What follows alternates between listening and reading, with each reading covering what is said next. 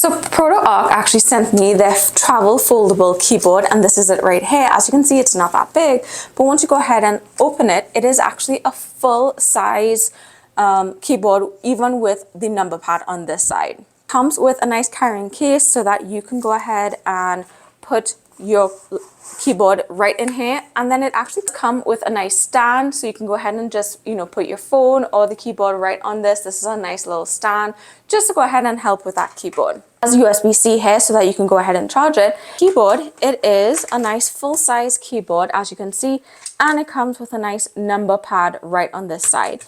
It is both Windows and Mac, so that it is compatible with both operating systems. It's super soft, super light.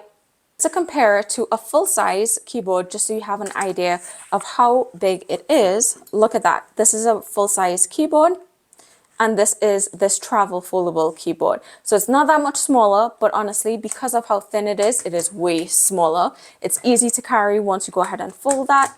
It connects automatically to your computer once you go ahead and turn it on. So it is super handy, and I love the fact that it comes with a nice case so that you can go ahead and just simply put that keyboard inside of the case, and now you can put this into your bag and go ahead and travel.